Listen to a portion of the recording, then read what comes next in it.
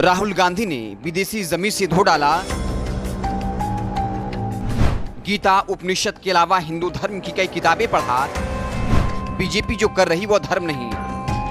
राहुल गांधी की राजनीतिक हत्या के लिए मोदी सरकार पर अरबों खर्च करने का लगता है आरोप। गोदी मीडिया को दी गई थी सुपारी। पप्पू साबित करने की खूब हुई थी कोशिश। एडिटेड वीडियो, झूठे पोस्ट लिखकर राहुल गांधी को जमकर हुई बदनाम करने की कोशिश। लेकिन अब राहुल गांधी ने मोदी सरकार के नाक में कर रखा है दम। मोदी सरकार पर राहुल गांधी की सदस्यता रद्द करने, संसद में माइक बंद कर देने का लगता है आरोप। भारत जोड़ो यात्रा के बाद राहुल गांधी ने खुद की छवि का कर लिया कायाकल्प। हजारों किलोमीटर कपा देने वाले सर्द में बरसात में चलकर बताया वो एसी में बैठकर राजनीति करने वाले राजकुमार नहीं। राहुल गांधी जिस तरह से उठा रहे सवाल, मोदी सरकार के पास नहीं होता कोई जवाब। इस बार राहुल गांधी ने फिर दिखाए कड़े तेवर।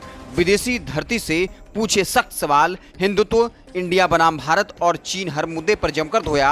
देश की आत्मा और संविधान की रक्षा को बताया अपना दायित्व। कई मुद्दों को लेकर केंद्र की सरकार पर जमकर किया प्रहार। कहा बस सत्ता हासिल करना चाहती है बीजेपी, हिंदुत्व से कोई नहीं मतलब। हिंदू धर्म की पढ़ी कई किताबें, पर बीजेपी की राजनीति नहीं खाती कहीं से कोई मेल।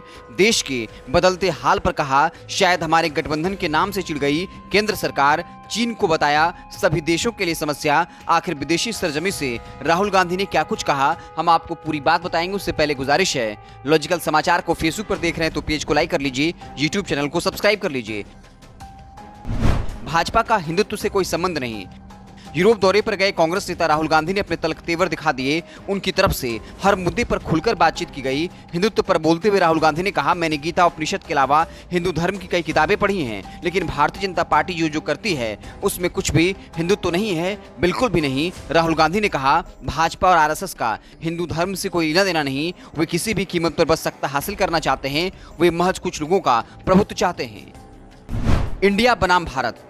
राहुल गांधी ने इंडिया और भारत नाम के विवाद को लेकर कहा, हमारे देश का संविधान दोनों नाम इंडिया और भारत का उपयोग करता है।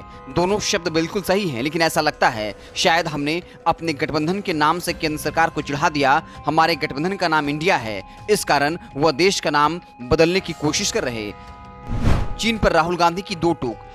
भारत चीन संबंधों पर राहुल गांधी ने कहा, हम सभी को एक समस्याओं के बारे में चिंतित होने की जरूरत है। यह भारत, यूरोप और अमेरिका सभी के लिए बड़ी समस्या है। समस्या यह है कि आज सारा थोक उत्पादन, विनिर्माण और मूल्यवर्धन चीन में हो रहा है। निश्चय ही वे उत्पादन करने में तेज हैं, लेकिन इसके लिए वह गैर लोकतांत्रिक प्रक्रिया अपनाते हैं। राहुल गांधी ने कहा, हमें भी कोशिश करनी होगी, उनसे मुकाबला करना होगा, लेकिन लोकतांत्रिक और राजनीतिक आजादी के साथ।